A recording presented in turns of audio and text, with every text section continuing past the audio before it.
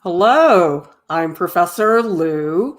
Welcome to our live stream. Today, I'm going to be talking about ways that teachers who are teaching remotely can get to know their students online. If you would like to grow as an artist and you can't afford an art class, we've got everything you need here at Art Prof, critiques and tutorials. One of the reasons I wanted to tackle this topic is that I think out of all of the parts of remote learning that teachers are having to adjust to, this one, I think in some ways, is the biggest leap. Because let's face it, students, we don't speak the same language when it comes to socializing, at least those of us who are over the age of 40. We tend to see the world a little bit differently than you guys. And I have definitely figured out a lot of things over the past few years working with high school students and also college students at the college level in classes and all that. And I want to share a couple of secrets with you guys who are teaching remotely. And those of you who are college students, who are high school students, let's give the teachers the secrets behind communicating with you guys socially. The first thing that I want to talk about is no matter what you guys are teaching, whatever level, you have to have some type of group chat platform. This is really necessary because the thing is, when you're teaching remotely, so much more has to happen online, and email is not going to cut it. My personal recommendation is Discord. I also know that many school systems are requiring their teachers to use a particular platform. So whatever platform you guys are using, the tips I'm going to give you during the stream are still going to be applicable, but this is my personal recommendation if you are able to choose a platform. And I do have this stream which walks through all of the features of Discord that will show you how to set it up for the classroom in case some of you guys are interested in doing that. And we also have a Discord server template, which will save you many, many hours of having to set up your Discord server from scratch.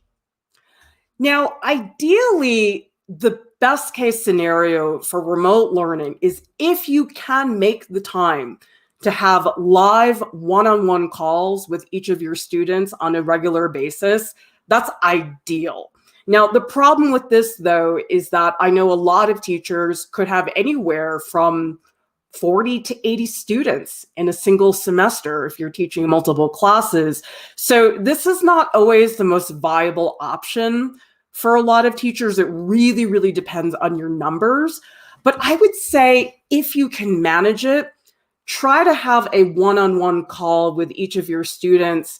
I would say at least once a month. If you can only do one-on-one call with each student during the semester, like just one call for the whole semester, that's still better than nothing. Okay, it's not ideal. But if you can, these one-on-one calls are so important for fostering a close connection, because what I have found is that even when I was in the brick and mortar classroom, having one-on-one conversations, it's so important because oftentimes if you're talking to a student in the middle of the classroom and everybody's able to hear what you're saying, of course, there's stuff you probably don't want to say in front of the whole class. And I just have found that students feel a lot more comfortable to say whatever they're thinking when they're talking to you one-on-one. And so you're able, I think, as a teacher, to gain a lot more insight into what a student is really needing. So I would just say anytime you guys possibly can, really, really important to have these one-on-one calls. And these one-on-one calls, they don't even need to have an agenda, okay? Like, honestly, it's a check-in. You can describe it like that to the students. You don't have to say, oh, we're going to review your work. You can just say to them, listen, I think it's really great for us to have these ongoing one-on-one calls so I can check in, I can see how things are going. And honestly, these one-on-one calls, they don't have to be that academic. They can just be time that you spend getting to know each other, because actually that is the part of remote learning that I think for a lot of teachers, honestly, it's really heartbreaking, because those little conversations that I used to have with students during break or when we were just mulling around before class or after class, that's gone online. And so as teachers, I think we really have to take more than extra initiative to find circumstances where we can actually set up a place to really get to know each other. So it's really, really tricky. If you can, try to do this. I know it's really hard when you've got so many students, it's overwhelming, and obviously your time is limited as a teacher, but I've had just profound conversations with students one-on-one, so try to do this when you can. And depending on what platform you're using, if you're using Discord, we have voice channels, which is basically Zoom inside Discord. And I know people have very different ideas about, oh, should we be on video? Should the student be on audio? I would just say for the very first one-on-one call, you should both be on video, just so you make that connection. Because if you never ever see the student's face, that's not a good thing. But I would say after that first meeting, if the student decides that they would just much rather be on audio, I think that's cool too, because I'm not really a big pusher of forcing students to be on camera, because I know for a lot of people, it's just really uncomfortable. But I would say for the first meeting when you've never met before, that's actually pretty important. Another thing that I highly recommend all teachers do, if you can, again, because everybody's circumstance is totally different, have weekly office hours. So every single week, let's say Tuesdays from 3 o'clock to 4 o'clock in the afternoon, you just tell the students, okay, I'm going to be in the Discord voice channel, and it's drop-in one-on-one meetings, okay? And so therefore, it's like the students know you're there. I feel like a lot of this, and students, you guys can tell me if this is true, I think that students want the security of knowing that their teachers are available. So even if a student never drops into weekly office hours, the fact that they know it's there, I think is of comfort for a lot of students. Correct me if I'm wrong. Those of you guys who are students, definitely you guys are here to let me know if I'm giving out inaccurate information. But these drop-in calls, I think, are really handy, because honestly, I did a lot of these last semester when I was teaching at RISD, and they just have a casual tone that I think doesn't feel so formal. And usually what I tend to do during these office hour sessions is I will be on video the whole time. And then I say to the student, you can pick whatever you want. If you want to just do audio, that's fine. If you want to just do video, that's fine as well. Neil is saying in the chat, I don't have many problems interacting with academics, but I rarely have casual personal talks. Not everybody's comfortable with that, okay? I definitely have worked with students who really just only want to talk to me about academics, and that's fine. I just know, though, that as a teacher, the more you can have a personal connection with a student, that there's a certain degree of trust that starts to happen, which I think does enable the student to learn a little bit more fluidly. Now, obviously, you're not going to see eye to eye with every single teacher. There are going to be some teachers you just don't relate to, and that's okay. There's also going to be some teachers who you just naturally feel that they understand you better, and that's fine, okay? I just think that in general, though, that should really be the aim. Raw Nuck is saying, I cry. I literally cried when it came to personal stuff. You know what? I think that's okay, guys, because you know what? When I was at RISD, I was the crying teacher. I was the person that everybody would bawl their eyes out to in the hallway. And I have to say, I had like tears radar. Like I could always tell when somebody was on the verge, and I would sort of whisk them out into the hallway so that way they wouldn't have to do it in such a public setting. But you know what, you guys, I think that it's okay for you in these one-on-one calls to tell teachers you're struggling, to tell them that maybe remote learning isn't the best thing for you. Because here's the thing, students, okay? we don't read minds, okay? Like, I really, really wish I did. That would be kind of awesome. It would make my life a lot easier. And so, while it is up to you, students, what you want to tell your teacher, I mean, you shouldn't say anything you're not comfortable with. It does really help a lot from the teacher point of view when you tell us what's going on. Because what's harder is when it becomes a guessing game and I have to wonder what's going on. And I have had students in the past who just could not tell me anything. And that's okay. I mean, that's the way things are for them. But it does really help when you guys tell us what's going on so we don't feel that things are random or totally out of the blue. Okay. Now, what I do recommend if you want to have these weekly drop-in office hours, okay, remotely, it does get a little bit confusing because brick and mortar classroom, you just knock on the door. That's pretty easy, okay? But what I usually do in Discord is I will actually have a text channel, which is called a waiting room. So I just tell the students, okay, if you want to come see me for office hours, the first thing you have to do is enter the quote waiting room and send me a message and say, hey, it's Sarah. I'd like to have a session with you. So that way I know that they're there. Because the thing is, if you have a voice channel where you hold office hours and you're having a conversation with a student, you don't want another student to just enter the voice channel and have the other student not know that somebody's just going to walk into the middle of their session. So the waiting room is really important. So that way nobody's stumbling in on somebody else's private conversation. So definitely there's got to be some way that the student can notify you that they are there and ready to go. And then when you're finished with the other student, you can go into the waiting room and say, oh, okay, Sarah, now I'm ready for you to come into the voice channel. So this is very important to do. Kevin is saying, I had the same art teacher for over 5 years. In some years, I was her favorite in the class. In other years, she absolutely just hated my guts.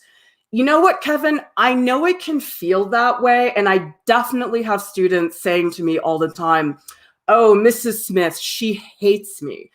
I'm sorry to burst your bubble, you guys. We just don't have the energy for that. I know it can feel that way, but whatever amount of hatred or emotion you feel that your teachers may be exerting, it's probably not remotely as much, because I think when I was younger, I used to get more emotional about student reactions. And then after you've taught for a little while, you just realize that you can't carry that around with you all day. And when I would come home from teaching, I would just turn it off. So if you think your teacher hates you, guys, it's not the same thing as being mildly annoyed, okay? That's probably more what it is. I don't think it's about people really hating your guts as a teacher.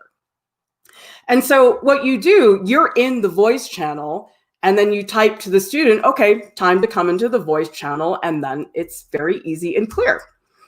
And then the other thing is I always have another text channel. You can call it office hours, because let's say a student has office hours and they have a drawing they want me to look at. That way they can post the drawing into that text channel and I can look at it while I'm still in the voice channel. That's how it works in Discord. I mean, it depends on what group platform you guys are using, but it is a little bit tricky to do these office hours because you have students coming and going. You want to make sure that it's organized. Here's another thing, teachers. I know this is going to sound really silly, but there is a real power in emojis when it comes to communicating with students. And students, you guys can tell me if I'm just an old fart and I'm so off, or if you think this is true, okay? Because this is what I have gotten talking from students, but I'm always happy to hear another point of view. So if you are a student and you're in the chat and you're like, Clara, no, you are off, please tell me, because I want to know if I'm like way off and giving bad advice to teachers. Hopefully I'm not doing that, okay? The thing about trying to get to know your students online, you can't be 100% business, okay? Because if you do, I think that remote learning, more so than brick and mortar, can quickly transform into a very cold experience. And you don't want that to be the case. You want to form a lasting connection with your students. And emojis really are a language in themselves. I mean, I text sometimes with my daughter And I mean, I feel like most of the time, over 50% of the text message is emojis, if that. Sometimes it's even more than that. And so teachers, if you're not used to using emojis, you better start because they're really handy and they're fun. I mean, who doesn't like pretty little pictures that are super cute with colors on them? They're really, really cool. Yeah. And so Neil is saying emojis are just fun. And very good comment, Blue Wolf Spirit. So wise. Learn what the emojis mean and symbolize because you could inadvertently offend or confuse them. Yep. There are certain emojis you guys might want to stay clear of, like the peach means a butt. You guys can figure out on your own what an eggplant means. So yeah, do your research and make sure that you aren't accidentally using the wrong one because you could definitely get in trouble. And Rod Nook is saying emojis are the best. Sometimes all you need is just one emoji. Absolutely. So if you're not used to this, guys, definitely get on top of that because it's fun to put in all these little pictures. And another thing you guys can do, let's say, for example, you're using Discord as your group chat. I didn't even think about this. This is what one of my students told me. They said that if you put emojis in the name of the channels, it makes it, number one, easier to find the channel that you're looking for. And it's just cute. It's like way more fun to have these pictures in the group spaces. So emojis are not just for messages. You can use them in other places. I mean, why do you guys think I have emojis in my slideshows? Okay. Because they're cute, they're fun, and they make people pay attention in a way that just a bunch of words on the screen does not.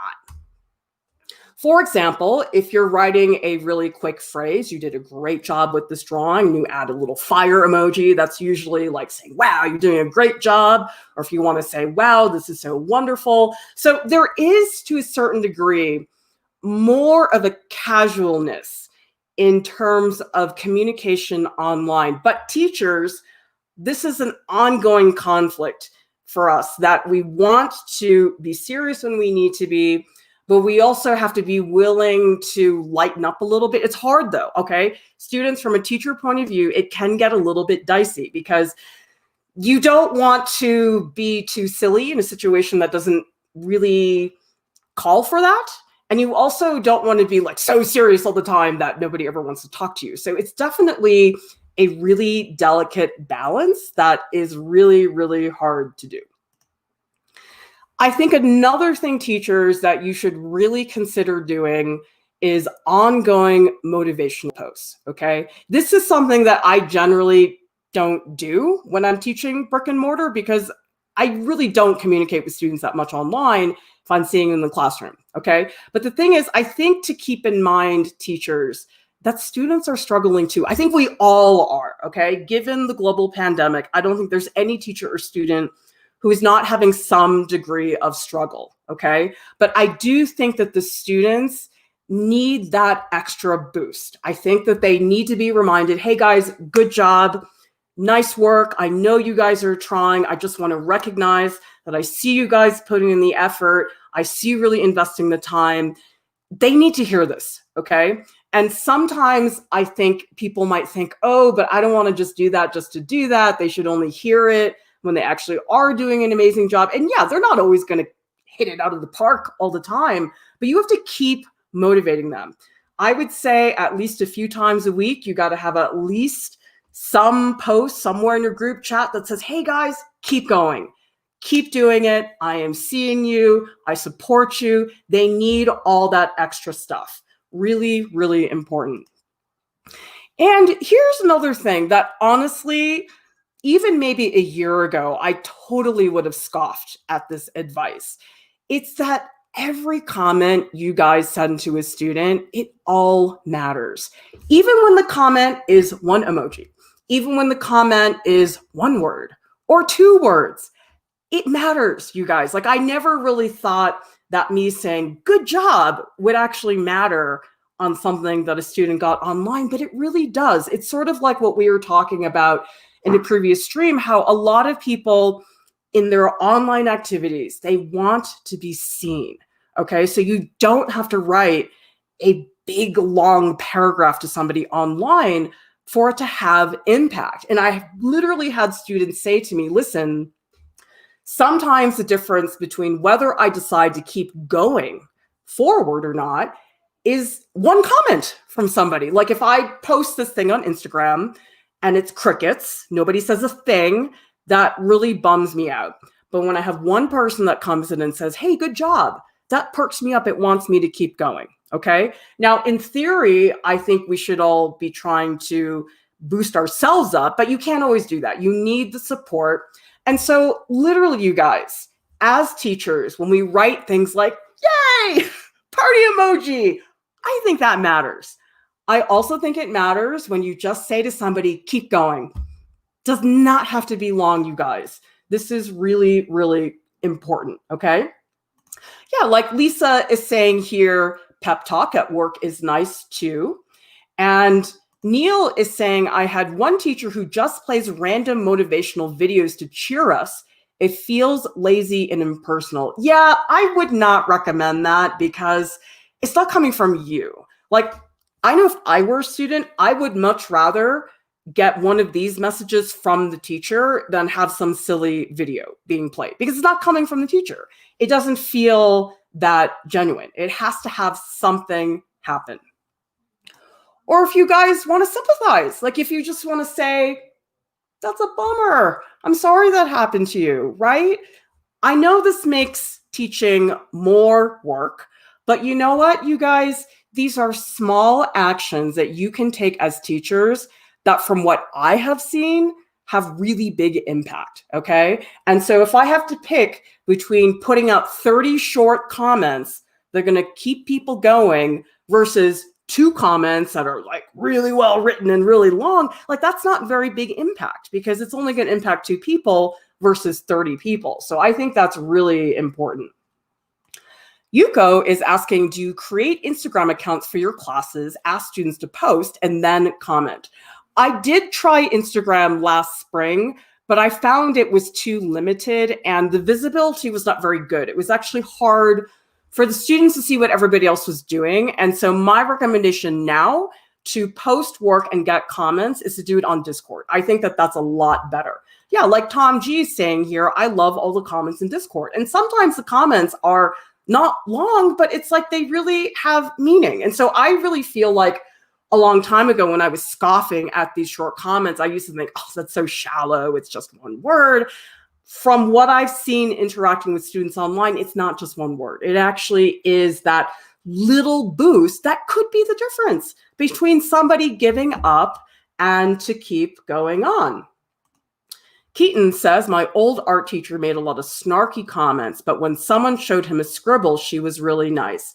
Well, I don't know the context of that teacher. I know that sometimes it can definitely feel that way, and it's tricky. I mean, none of what I'm talking about here is easy to pull off by any means. I mean, everything I'm talking about is general advice, but actually getting the results that you want, that's another story. It's like actually applying it to your context. That's what is really, really good. So like here, Blue Will Spirit is saying, I love it when Professor Lieu tells me good shading, even though my drawing's not that good. It's encouraging. You can always find something good in all work, even if it's just effort. Yep, that little extra thing goes a really long way. And also Ron Nook is saying, comments make you feel validated, like you're being heard. Yep, people really, really need to feel that someone's listening to them because online it does feel like a big black hole sometimes, and you don't want your class to be perceived as a big black hole. Okay, so I would also say in whatever group platform you're using, it's really good to have a social channel, okay? Now, the social channel can be a little bit tricky though, because it's so broad that it really can invite anything, which is fine. But I think sometimes when you have channels that are so broad like that, it's easy for things to just feel so random and scattered that people sometimes have trouble, number one, figuring out what to post because it's not always so obvious. And number two, having any connection is tougher because the subject is so broad. So let me give you guys a couple of examples as a teacher, how maybe you can stimulate the social channel in a way that's going to really build community. Because really, you guys, that's what you're here to do as a teacher. Your class, it really is a community. And I think a lot of people don't realize that. Like, I actually am going to be giving a lecture I think in October. It's at a library, and it's about how to start a YouTube channel. Okay. And I think a lot of people would assume, oh, well, that's going to go over all these technical things and how to get started. And yes, I am going to cover that. But you know what? The underlying concept that I'm going to push for that lecture is that when you start a YouTube channel, and same thing when you teach a class, you're really building community. That is much more important than subscribers, than numbers, than when you upload, like all that other cosmetic stuff. It does make a difference, but you have to have the mindset that you're building a place for people to connect, community. And if you lose sight of that and you get sucked into all these technical things, it's not going to succeed. Okay. So teachers, think about it that way. That's how I see Art Prof. I always say to myself, Art Prof is a community first and foremost. YouTube is just the means of delivery. It's just how we put our content out there. But fundamentally, it's absolutely a community. We have a question from Yuko. They are saying, would you not recommend using both Discord and Instagram? Would that drive me crazy? Thinking about using Discord for real critique and Insta for students to have fun and feel connected and proud. I would pick Discord. I think having both is going to split up the class too much, and it's going to be hard for people to know where to post what. And so I would just say one place. Like, one of the things that I have been telling teachers to do is, if you can remove one platform, get rid of it, because there's no reason to add an extra platform unless you absolutely need it. In my opinion, Discord takes care of what you would do on Instagram, so it's totally fine. So here's a way to stimulate the social channel. Somebody suggested this to me. Actually, I got a lot of these comments from students and teachers. And you guys know they have all those like weird holidays where they're like, today's Pirate Day, it's Hamburger Day, like all these like weird holidays. You guys can look them up. Chances are someday is some silly holiday. And so you can jump in and say, guys, it's National Cupcake Day. Who likes cupcakes? Something like that. People tend to like things that feel current and timely and that respond to what's happening that day. And this is such an easy question. So the thing is, in the social channel, this is not the place to have existential conversations, okay? Like, this is the place you just get the conversation going.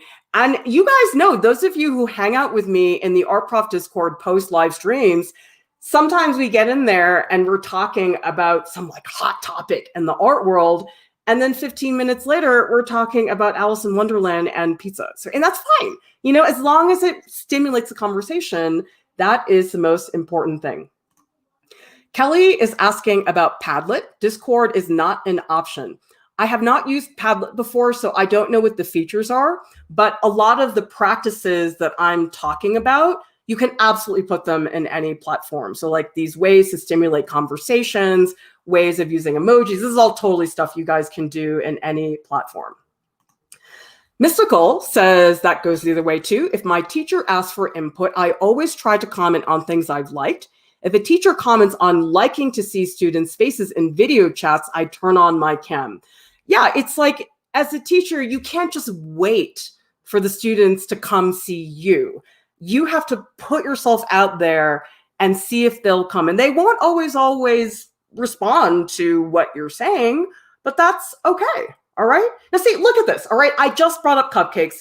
We got 4 comments in just a few minutes. Neil says, wait, there's National Cupcake Day. I haven't eaten a cupcake in so long. Ronuk needs a cupcake.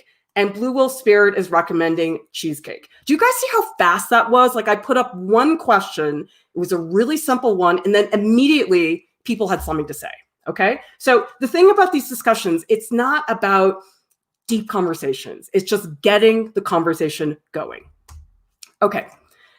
Another thing you can do as well is you can ask the students, hey guys, who saw a picture somewhere this week that you like? Share it in the channel and tell us why.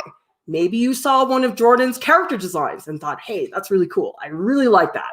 Put it in the chat. Maybe you saw a funky movie poster online and you thought, ooh, I really like this. I've never seen the movie, but I really like the image. And maybe you saw a sticker in the art prof shop, of course, and you thought, oh, those characters are really cute. I really like those. Or maybe you were scrolling through an art history page and you stumbled upon the designer Ava Zeisel and you really liked her cute little pudgy salt and pepper shakers. And so you can be really specific with the students. You can say it can be anything visual. Does not have to be fine art, does not have to be a design. It's just any visual thing that you see that you like. Maybe it's a belt you saw, maybe it's a pair of shoes, like some picture, and explain why. And this does a couple things. First of all, it gets people to share. It gets people to talk about what they like visually. And also you get to know what people like after a while. I think it's, as a teacher, getting to know students and their funny little quirks, that's what I love. I think it's so much fun to see what people enjoy and you get to know them better. So I really recommend doing this. For example, you can ask the students in the social channel, what did you guys watch this week? Chances are everybody in your class watched something. Maybe it was a YouTube video. Maybe it was something on Netflix. Maybe they rented a movie. For example, if I was asked that question, I could say, well, I watched X-Men Days of Future Past because, yeah, I really like the cast in that movie. And maybe I watched Jane Eyre a couple times on repeat, multiple nights in a row. Or maybe I watched Sherlock, or maybe I watched all those things. The point is, you guys, once you start sharing these parts of your life that are not part of the class, it opens up a whole new world, okay? And it's really fun because if I say, for example, I really like X-Men Days of Future Past, chances are there's somebody else who's like, oh my God, I like that movie too. He's so hot, I love him to death. And then I can just, fangirl for the whole day. And so it's fun to connect with people over shows, over YouTube, over whatever it is that you guys are seeing. Put it in the chat and let people see. And also the other cool thing is that by everybody sharing shows and images that they like, it exposes everybody else to new stuff. Like, for example, Keaton is saying, I like Jazza's character design. I don't know who Jazza is. And so maybe if I'm your teacher, I will click on that link and go see what it is. So this is like a total win-win situation, you guys, in terms of sharing what you like in the social channel. Now, here's the reality, okay, about getting to know your students online. Not all your students are going to be 100% on board. Chances are some of them are going to roll their eyes and think, oh, you're such an idiot.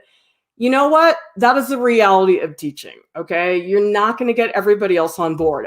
But this is my feeling. The bigger picture of all of this, we all have to remember this. I do think that most students will appreciate that you're trying. I think it's pretty obvious when a teacher, maybe they're not that hip, maybe they're not that on top of the technology, but students tell me, can you tell when your teacher has good intentions and is genuinely trying, and maybe they're falling on their face a little bit? They especially will be this year because everybody is learning totally new stuff with very little prep time. And I do think most students can say, hey, Miss Johnson, she can't really figure out YouTube, but look at how much she's trying. Look at how much she's working. And so students, I would just say, if there's anything you can do to help your teachers, is to be patient with them. Notice that they're trying. I think the biggest bummer, you guys, is when you have a teacher who has clearly given up.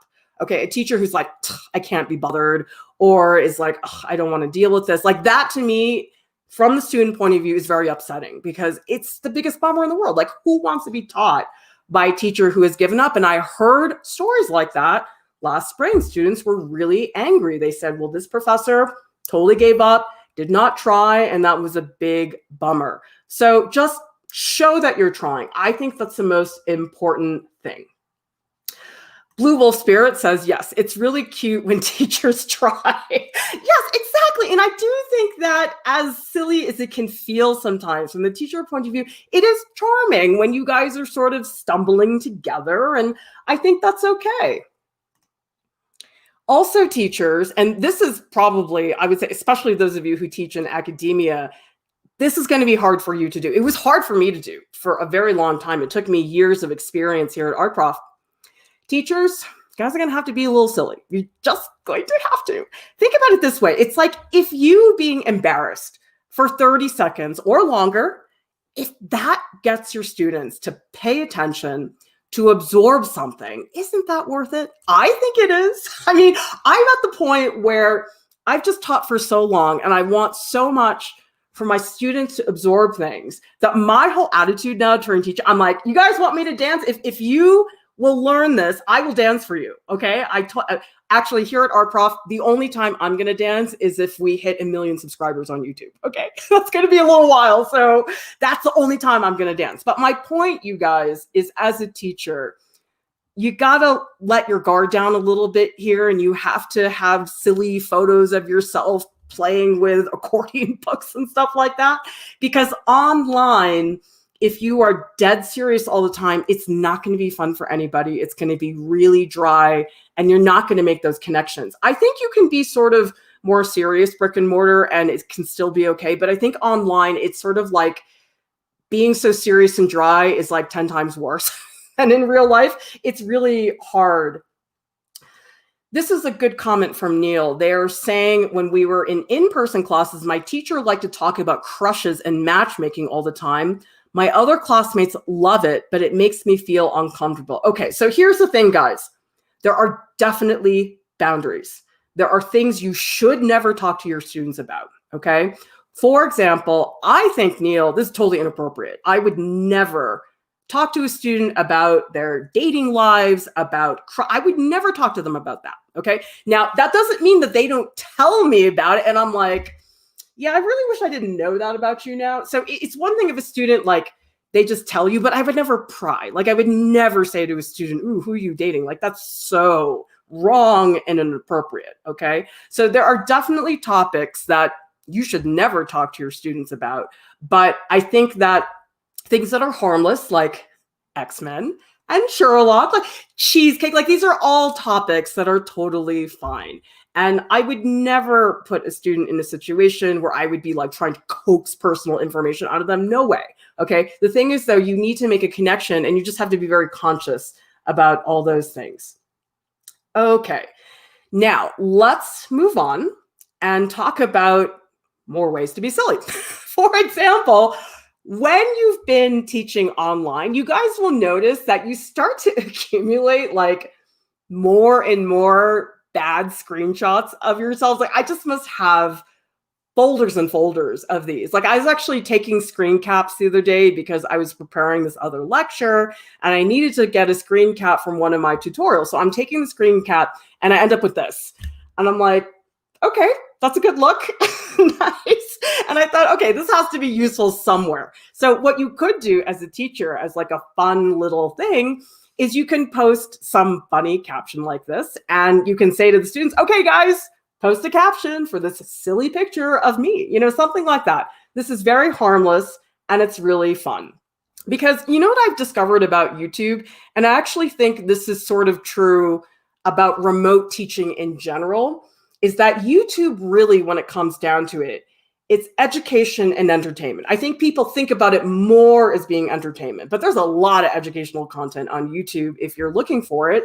And I would say that it's good to educate and it's good to entertain, but if you can do both, that is the sweet spot. Because if people feel that they're learning, but they're also having fun at the same time, that is a win-win situation. And that's really what we've tried to do at Art Prof, is to like lighten up and be silly and have pictures like this of us out there. And it really helps. Now, of course, it really depends on what you're comfortable with. Not every teacher who watches this is going to think this is a good idea. And I'm sure there are going to be some teachers who watch the stream and go, oh, where is your dignity, Clara? You have totally lost it. Yeah, that's fine. I mean, teachers, do whatever you are comfortable with. But I can tell you guys that stuff like this works. It humanizes you as a teacher, because actually one of the teachers wrote to me the other day, and I don't think this is actually that far off. They said, yeah, it's good for students to know that teachers are not flesh-eating monsters. Yep. And so when you see us making faces like this, it really makes a big difference. Butterfly Blue Shorts says, I'm autistic. How do you approach students whose motivations are not typical? I've found distrust from teachers despite achieving highest marks of all in my years since I've graduated. Yeah, that can be really tricky. I mean, usually what I try to do is the first day of class is I will tell students that if they have any situation that they think might affect their performance in the class, for them to tell me privately about it. And I explain that it can be anything. I can say, listen, maybe English is not your first language and you're worried about communicating. Maybe you are just really nervous about remote learning and you just want me to have a little heads up about that. Okay. Or maybe, for example, I had a student many years ago who had diabetes and she said, listen, I always have to take my shot at this time. It's in the middle of class. I don't want you to think I'm leaving. I'm just going to take my shot.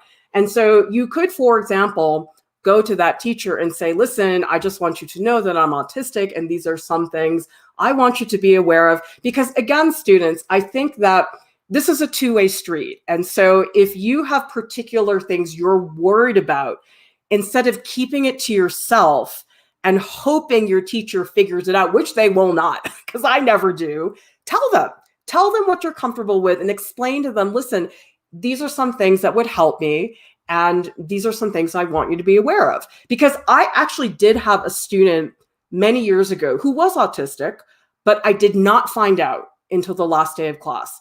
And I felt terrible about it because I made all these assumptions about that student that were wrong because I didn't know that they were autistic. And so a lot of this comes down to communication.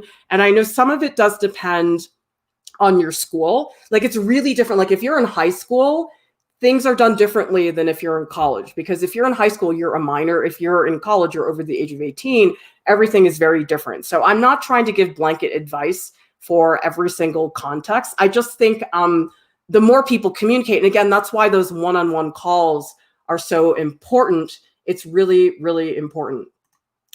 Trent has a comment. Yes, remember the Streisand effect. If you try to hide something, people will talk about it more.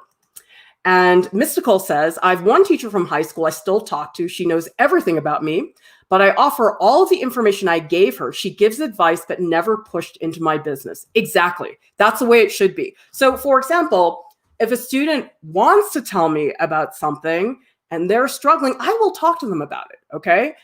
If a student is having a hard time and they're like, oh, I don't want to say why, I'm like, that's okay. You just tell me how you feel and you don't have to give me any of the details. That's the tricky thing. You want to have that balance of being open to speaking, but not crossing over those inappropriate boundaries, which I know can be really hard to do. Okay, let's see. Yuko is saying, I've been feeling stressed preparing for the virtual classes. This is helpful. I want it to be fun, light, educational, and entertaining. Yuko, I think that's a great approach because really you can't be so serious all the time. Like it's just going to get depressing, in my opinion. So here's the funny thing, you guys. When you teach art, wow, you end up with a lot of fan art. Like I always feel bad for math teachers. I'm like, I bet if you teach math, you've probably never had the experience of one of your students drawing you before. Like I've had this happen to me many, many times, obviously, because I teach at an art school. But I think this is a hilarious way to interact with your students. And it's just so fun. Like, for example, on the left, this is one that actually Deepti drew of me because I used to tell people that if I was an animal, I would be a piranha. So that's why she drew me as a piranha. This one in the middle was done by one of my pre-college students. And I guess she said that I was very salty. So that's why I'm holding a salt shaker. And I burned all the drawings and stuff. And actually the drawing on the lower right, that one was drawn by Lauren Welch, one of the teaching artists here. She did that when she was 18, I believe, in my freshman drawing class at RISD. So fan art is so funny. The one on the left, some of you guys may have seen before, that was a student who drew me as an otter. I'm like, okay, I don't know why you picked an otter, but it was really funny. The middle one was sort of a running joke because you got to stay clear of me when you're on campus, got to make sure you know I'm coming. And the one on the right was actually a caricature that Jordan McCracken Foster drew of me back in 2016. And then Victoria Lynn, who was part of the art prof staff, she colored it later. It's actually available as a sticker now. You can buy the one in the middle as a sticker too. So anyway, you don't have to turn all your fan art into merchandise like we did here. But come on, you guys, these are so funny, okay? I just get such a kick out of this stuff. So it's totally cool to like encourage this type of stuff. Another thing, guys, okay, here's where I'm sorry, younger people, I still roll my eyes at the memes. I know, it's not a popular opinion. I know you guys love memes. I understand their place, and yes, they're mildly entertaining, but it's not my thing, okay? But I will acknowledge that number one, students love memes. They can be really fun to find and also to make.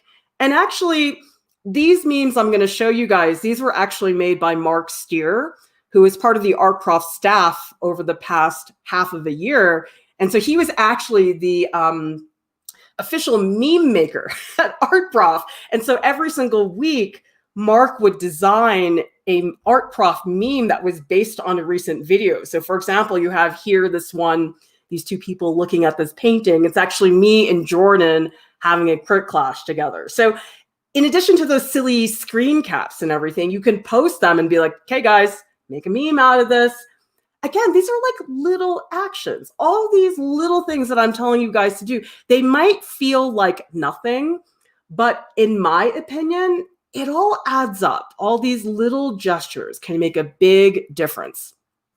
So for example, we have a memes channel in the Art Prof Discord, and I have to admit, I really had to be talked into this because, of course, I was that stuffy professor. I said, oh, why do we need a memes channel?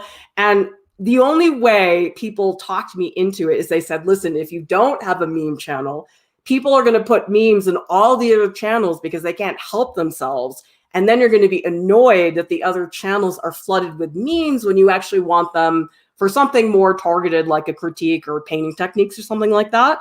And so we did that. And I was like, wow, this really works. It's true. Like all the memes are in one place so that people who want them can see them.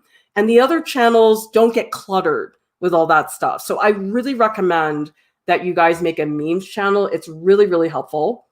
Oh my God, I love this. Look at this. Mark is saying for an art history class, I have a extra credit test question asking students to draw me as an idealized statue. I love how it's not just statue, idealized statue. I'm noticing the wording there in Mark's statement is very specific. I really like that a lot. See, that's fantastic. It's such a fun way to get things going. For example, this is a meme that Mark Steer made based on my live drawing tutorials because, of course, we time those poses and I make these faces. And so that's what Mark did. Actually, this is one of my favorite memes that Mark made because I know a lot of people are in the Art Prof Discord right now. You guys are doing the 2,500 drawing challenge with Jordan, which is something insane, like 500 head drawings and 200 leg drawings. It's just this marathon project. But then Mark says in the meme, but if you're lazy, use our rubber stamp tutorial. And I just thought this was classic. So really great use of that. And then some of you guys saw for the July Art Dare, we had this challenge called Texture Cubes, and Mark turned us into teacher cubes. I just love these. They're so funny. And then we also had this other stream that was called Should Artists Work, quote, for the Exposure, which basically means should an artist work for free with no compensation? And a lot of us roll our eyes because it's basically a way of people demanding free work and not wanting to pay people for skills that they deserve to be paid for. So of course, Mark Steer creates this meme about SpongeBob offering exposure and Eloise making this face. So I just love these so much. Another thing, teachers, that I think we do need to pump up more so when you teach remotely is showing empathy and also vulnerability. And again, this is one of those places where it does get a little bit dicey because the thing is, if you are too empathic and you show too much vulnerability, that can sometimes make it so students lose their confidence in your ability as a teacher. And I know, especially if you're a younger teacher, because I was definitely a younger teacher at one point, I can understand the hesitancy to want to do that because you are trying to exert your authority. So this is a really tricky one. But I would say that to some degree, you need to show this online because, again, like I said, everybody is struggling right now, teachers and students adjusting to such an extraordinary situation. I want to say thank you to Dreamy Lizard for the super chat. Really appreciate your support. As you guys know, Art Prof is 100% free and we rely entirely on donations. So thank you so much for that. So how do you do this? You just say crap 80 times during your live stream. I do think during demos, you guys, it actually is helpful not to do it perfectly. Because actually, one of the funniest moments that I had watching a teacher do a demo, I had this teacher when I was in art school who was so refined and calm and so knowledgeable. And they were doing this printmaking demo and something went wrong. And I remember crystal clear, they said, "Oh my God, it's the scraper bar." I shouldn't be laughing because they messed up the demo really bad. Like something went wrong with the scraper bar. And all of us just went, "Oh my God." It was just so charming, like to watch him mess up. And so you shouldn't mess up all the time, but it's okay, teachers, to show that, you know, you're not perfect.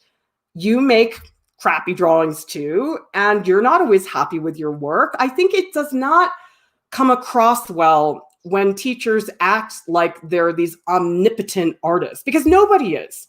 That's just not real. It's not human. And so it's okay as a teacher, you guys, show your flaws, say crap, okay? Yeah, like it can be a game. Lisa's gonna get a crap counter because, you know, I say that word a couple times during some of the drawing streams. So it's okay, you guys, to show students that not everything you do is perfect. I think people need to see that. They need to see the reality. Okay, it's also really great to have a space in the group chat that is made specifically for students to provide tech feedback to the teacher. For example, chances are if your teacher is using Discord, they may not know it that well. And maybe some of the students have been using Discord forever and ever, and they know all the inside shortcuts and stuff like that. But the thing is, teachers, if the students know something that you don't know, they're not going to tell you. Here's why. Because if I were a student and I saw my teacher and I thought, "Oh my God, there's a much better way to do that. I really wish they knew about this function," I probably wouldn't say anything. Because if I go to the teacher and I say, "Hey, did you know there's a better way to do," I could totally feel as a student that, oh no, they're going to think I'm criticizing them. They're not going to like me. And therefore my grade is going to go down. Okay. There were so many students who said that to me last semester. They said, "Listen, this teacher, there were all these things they did not know about how to do in this platform, but I didn't say anything because I was worried it was going to come across as me being really harsh and being really critical." Okay. So what you do instead, you set up a space that is particularly for tech feedback, okay? So if I'm a student and I realize, oh, my teacher doesn't know about this one feature in Discord, I can go in there and say, "Oh, by the way, there's this feature in Discord. It helps you do this, this, and this." So what this channel does, it's basically inviting the students to give you feedback. And again, this is another way to show that you're trying, that you want their help, that you're not just assuming you know everything better just because you're the teacher. I mean, a lot of times we don't know better, especially when it comes to these platforms. So I think really helpful, make a space like this for the students so they feel comfortable offering help. You guys are going to want the help, okay? You're not going to want to turn down some suggestion a student can make to make your life a lot better. Ron Nook is saying, "I love seeing that Prof Lieu makes mistakes while making art. That makes me realize she is human too, and I can practice and become better." It's relatable. You know, it's like when you see people on TV who are super rich and well off, and you're like, "Great, I can't relate to that." People want to feel when they're students that they can relate to their teachers. And part of that is showing vulnerability and showing that you're not perfect. And Ronak is adding, I love when you make mistakes during draw-alongs and correct them. Makes me feel like you're human too. Maybe I can also get better if I practiced.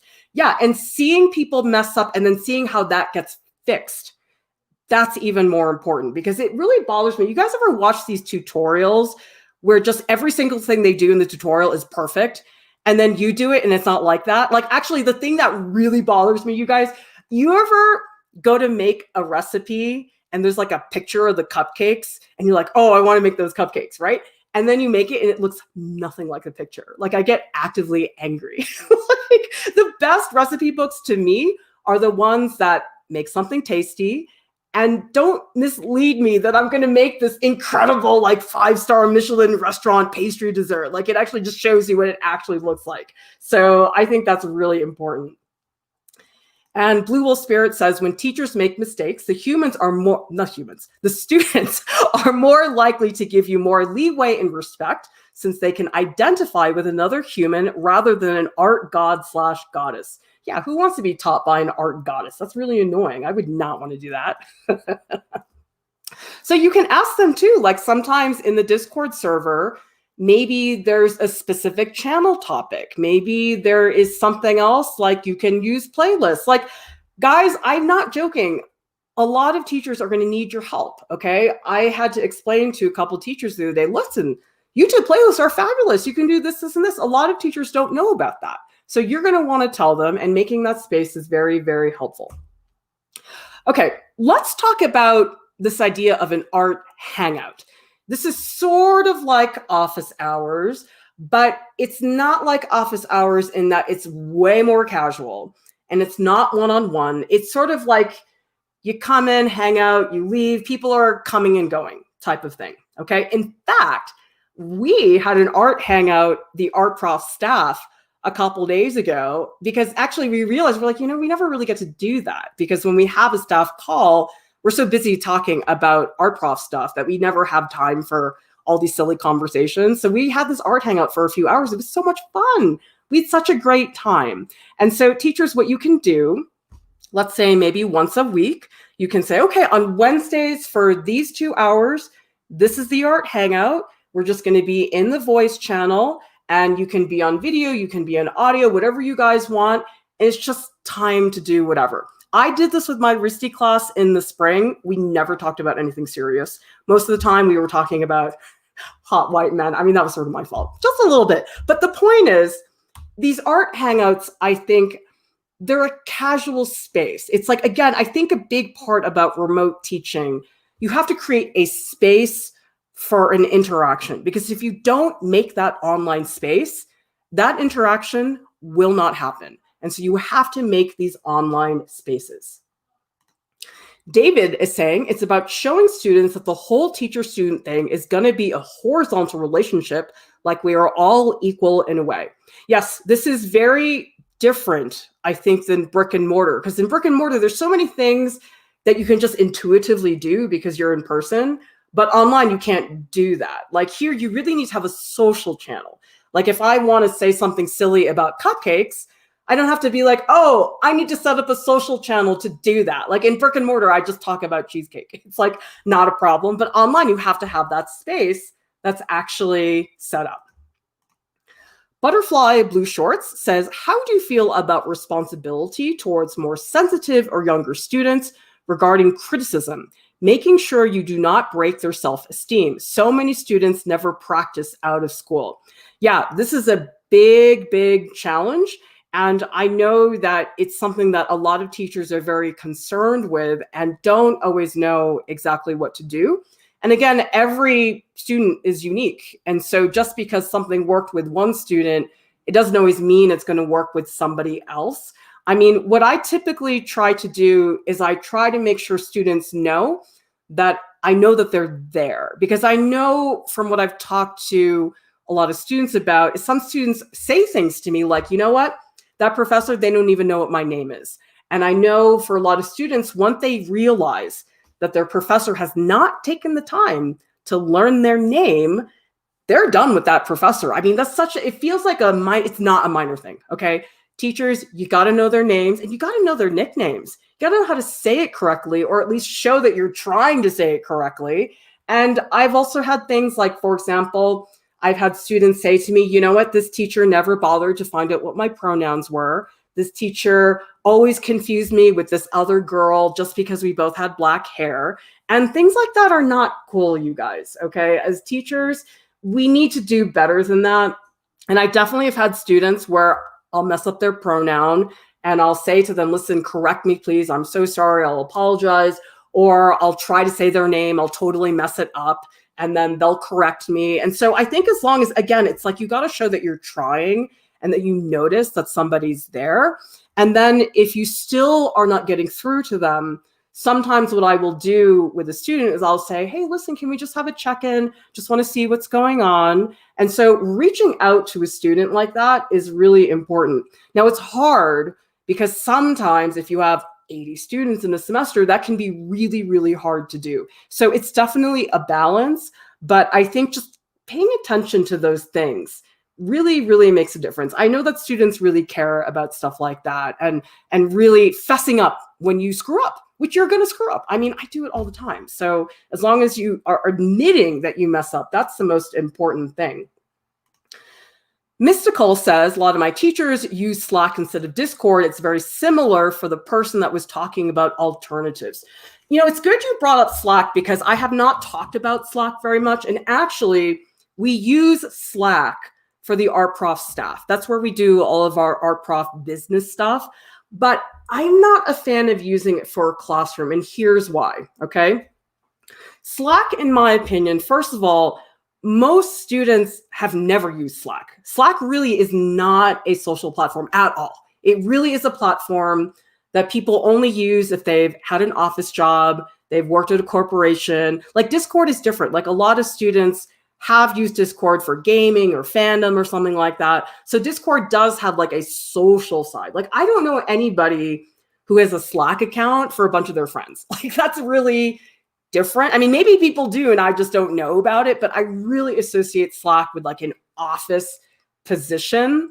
And some people say, well, but then I want to train them to use Slack so when they get out of school and they have a job, they know how to use it. And I'm going, yeah, but you know what? By the time these students are out in the job market, it's going to be something else. So that's my reasoning for not using Slack. I mean, it is similar to Discord, but that for me is the more compelling reason is that most students have never used Slack.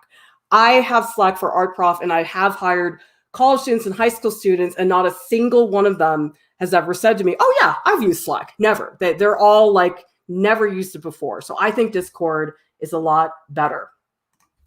Debussy says, I visited a professor many times during her office hours and like twice, she said, I have no idea who you are. Yeah, I wouldn't say it like that to a student. Like, okay, so this has totally happened to me, you guys. I confess. I have had students run into me on the RISD campus in person and go, hey, Clara. And I'm like, I don't know who you are. Like, I don't say that out loud, but I literally like cannot recognize them. Okay. This is because I've been teaching for so long. I remember people for the semester. Okay. If you're in my class right now, I will remember you. Okay. But after that, there are no guarantees that I will remember you.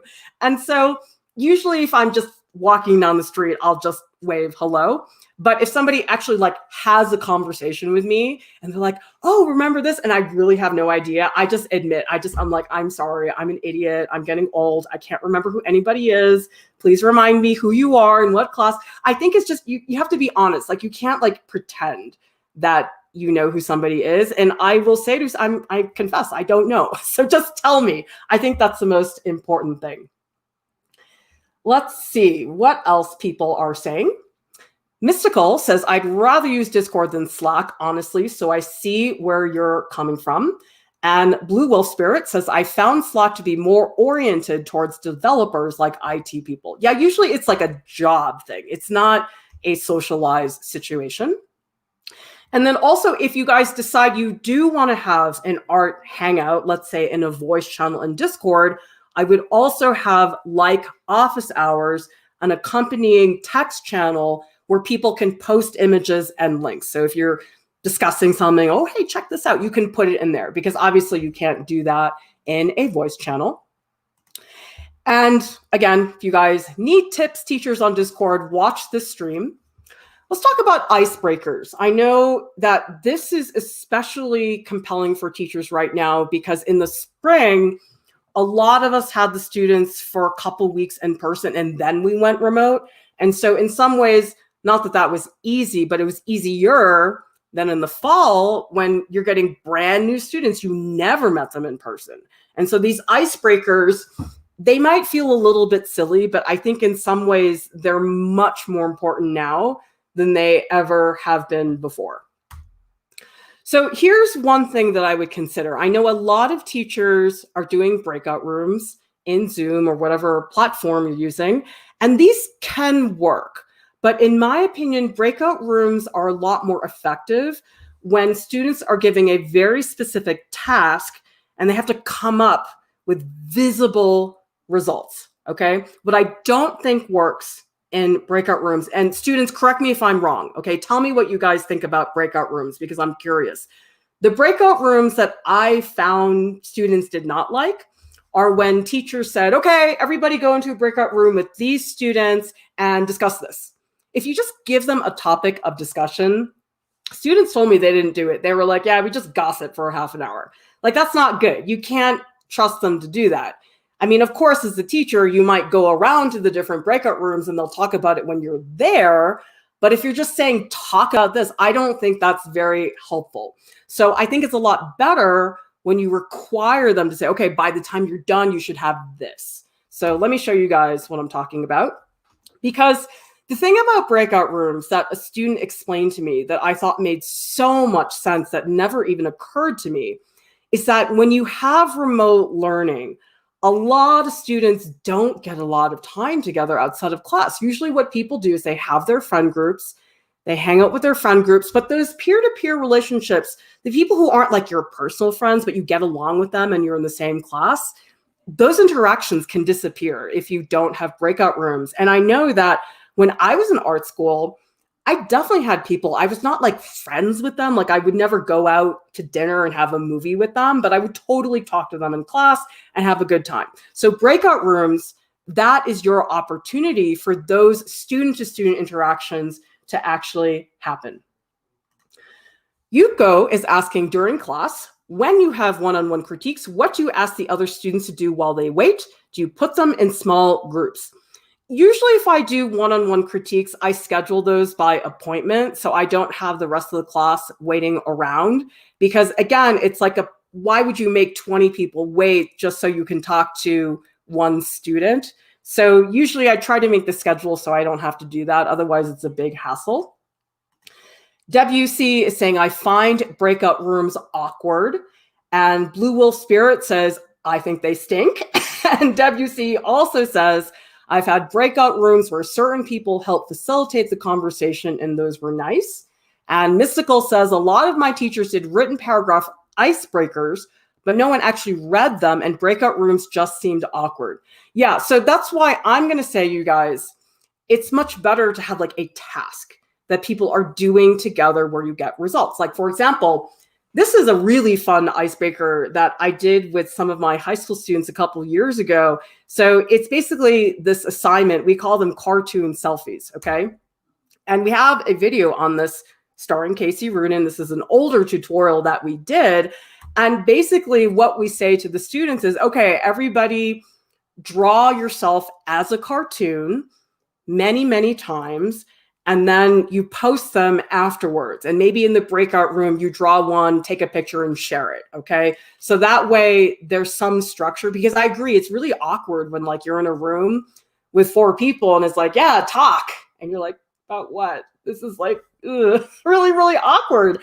And so this is really fun because what I like about this cartoon selfie is that, first of all, it's a cartoon. So nobody has to feel like, oh, it needs to look real. Second of all, you do learn things about people by looking at their cartoon selfies. Like usually people will draw themselves doing something or wearing a certain outfit, or maybe there's a particular expression.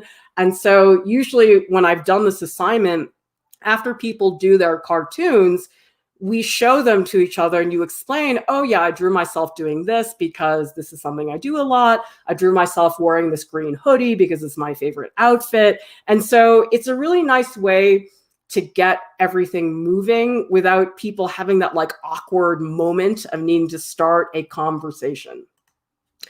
Jody is asking, are you suggesting breakout rooms in Zoom, or is there that option in Discord, like a live chat? You totally could. Yeah, in Discord, what you probably could do is make a category that's like multiple breakout rooms. So you could say, this text channel is breakout room number 1. This is breakout room number 2. I mean, you can organize the channels however you want.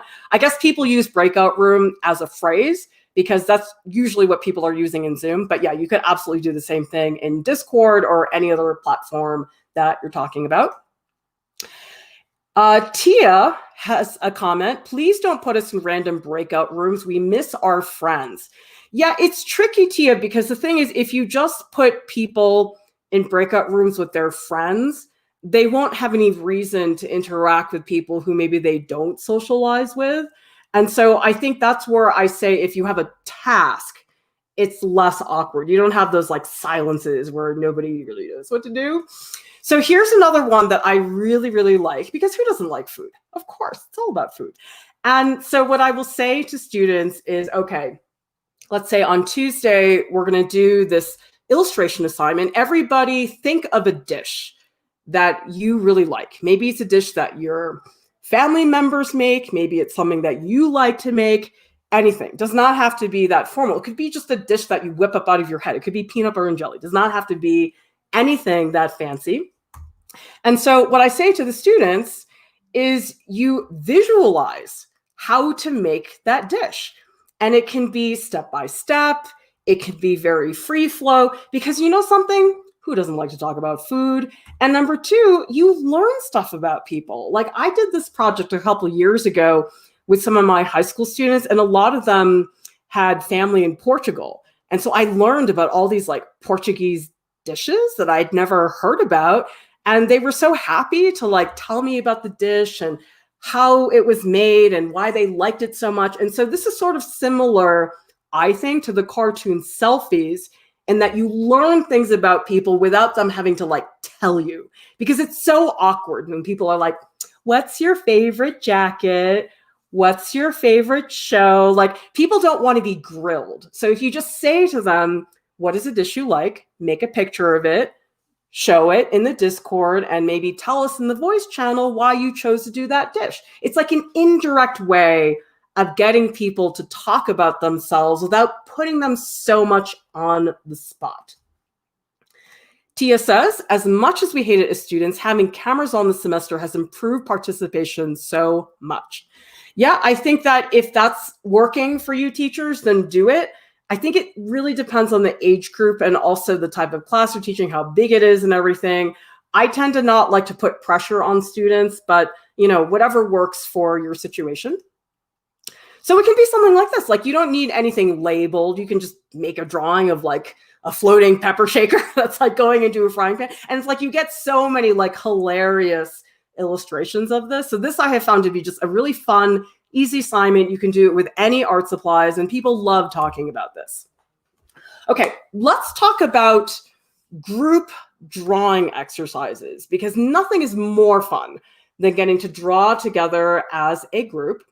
And so one thing that we did actually for an art dare a couple months ago was we told people to watch a TV show or a movie and draw from the screen. Guys, those of you who did that art dare, tell everybody else how much fun we had with this art dare. This was just the coolest thing. And so I do have this video where I actually decided to draw from the Twilight Zone. And so we picked one episode. It's this episode called The Masks. It's got really cool visuals. If you haven't seen this episode, look it up. It's pretty short. But so everybody gets that episode, and then we watch it. And I did this draw along tutorial where I demonstrated how to draw with ink. But you could totally do this with the whole class. If everybody is live in Discord, you guys all draw from the movie or the TV show together. And then you go into Discord and everybody post their sketches. It's super, super fun, guys. Like, who doesn't like doing this? This is just so, so cool. Sylvia is asking, can you bring Discord into Schoology? I have never used Schoology before, so I don't know technically how that works. So I think I would have to look into that. My guess is probably not. It's probably like other platforms where it's its own thing. And let's see, over here, you can see everybody's reaction to the movie and the TV show is totally different. I mean, so fun, you guys.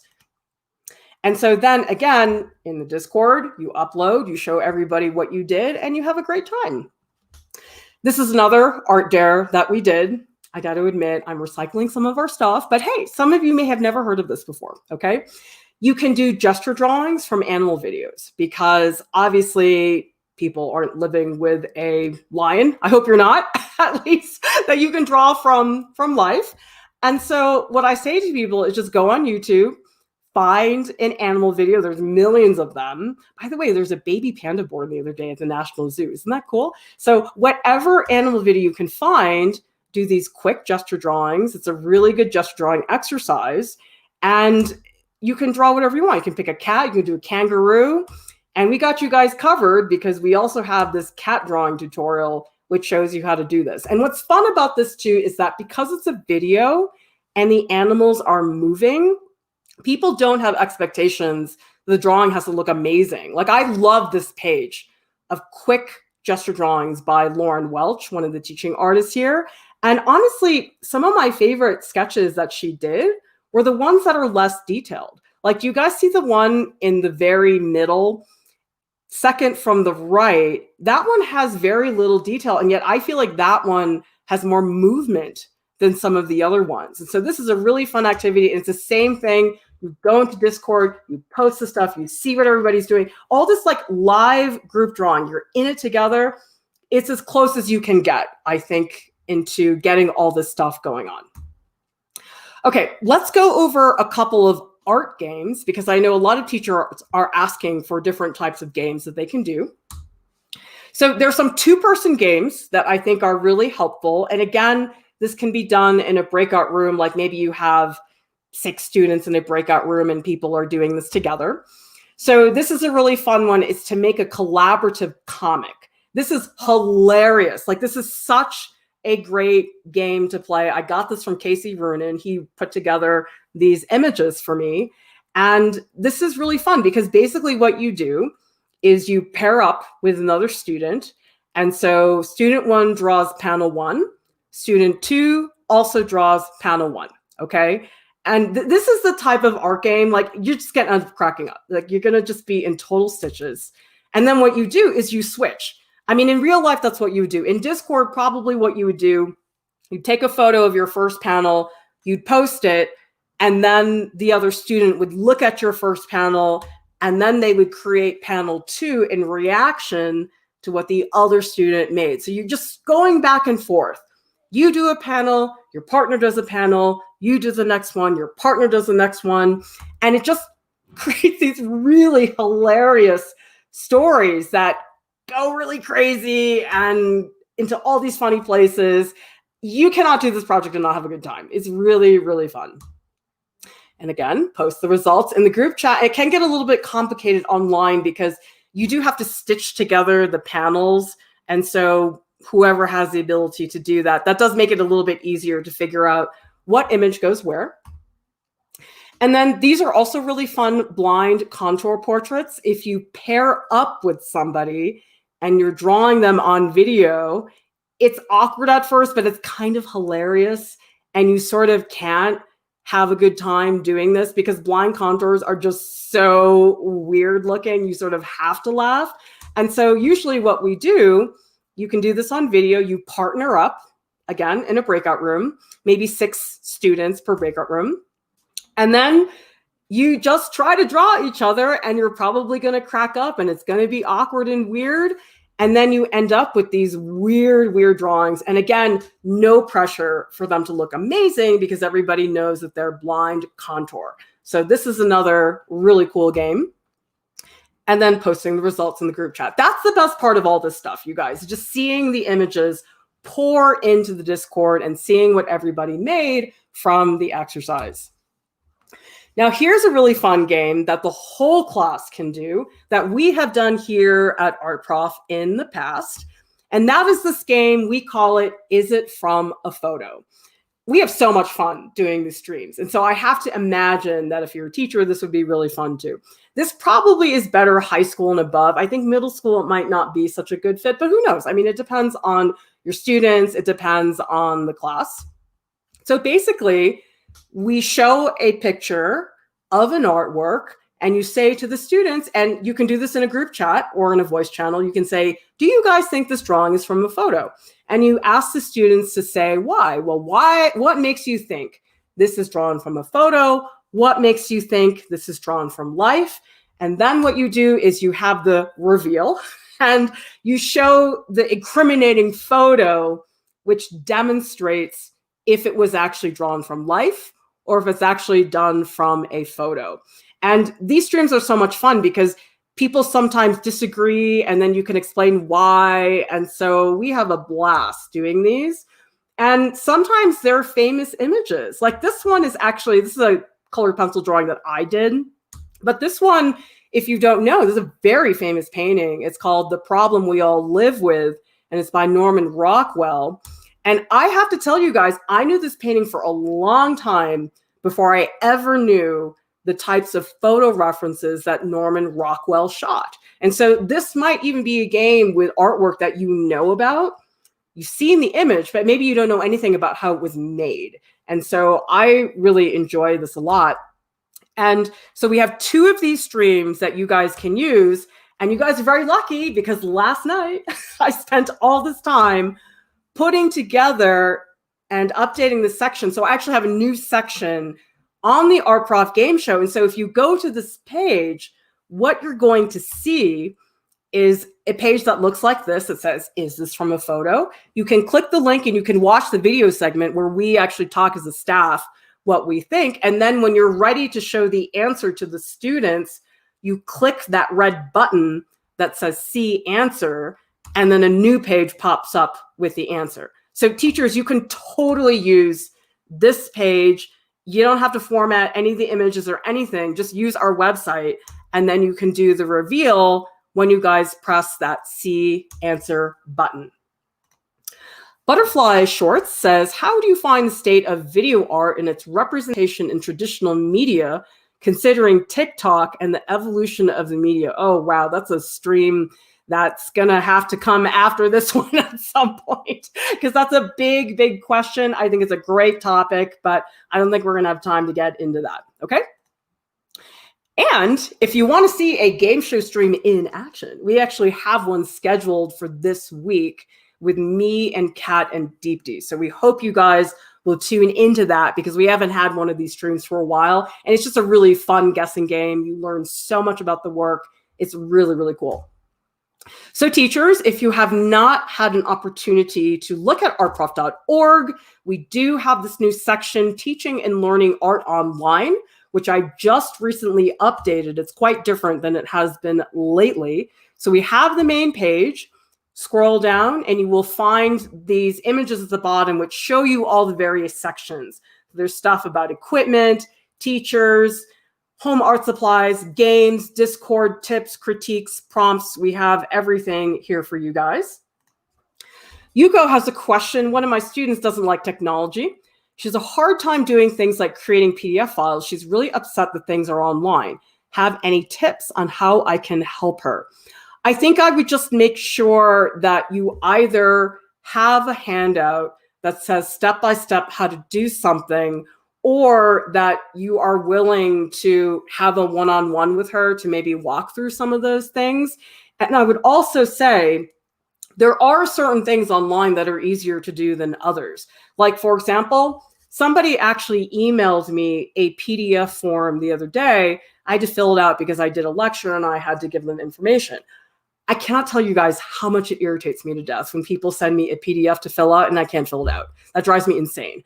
And so you have to make sure that your tech is really working. Like if I want students to fill out a form, I will always give them a Google form. A Google form is so much better than filling out a PDF. The PDFs are so glitchy when it comes to filling them out. Okay, now creating a PDF file, that's different. That's not remotely as hard as filling one out. But I would just say, think through how you can get that student to do things and find the easiest, most straightforward way. Because sometimes teachers ask students to do things in an unnecessarily complicated manner. And I'm like, why are we doing this? Just fill out the form. Like, it would be so much easier this way. And if you don't know, ask other teachers. You can ask us in the Discord, hey, I want the students to do this. What is the best platform? What is the best document format? There are some documents that are such a pain. Like PDFs are not, I'm not a fan of PDFs. I feel like they're such a hassle. They're not easy to deal with. Okay. So you guys remember, we have streams almost every night here on YouTube, and this is my new general practices for teaching online, regardless of what platforms you guys are using. I would use this video as a reference for all the information that I'm putting out there, because I had a video in March that is now like totally out of date because everything is so different here.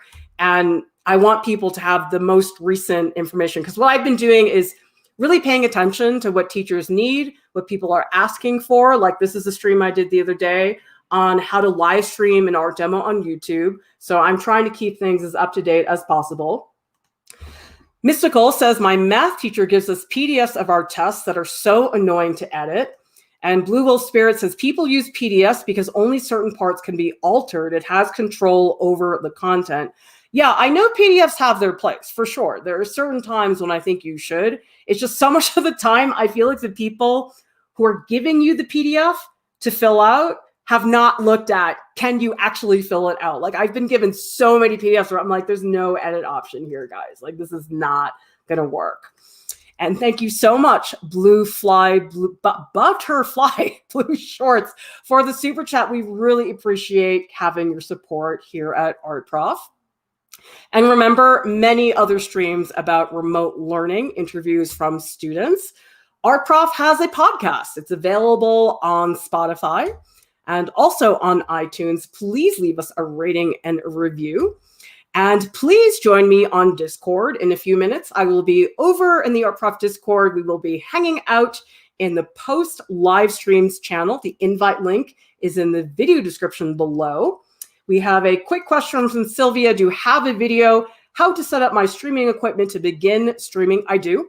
If you go to Teaching and Learning Online on artprof.org, you want to click on Equipment and Software, and that will take you exactly to that video. And please subscribe to the YouTube channel here at Art Prof. Join the Art Prof family. And thank you so much to our top Patreon supporters for providing what we need to keep Art Prof up and running. Thank you to all the teachers, all the students in the chat. You guys are helping me so much by giving a diverse range of opinions and ideas. So helpful in all of this. Everybody, I will see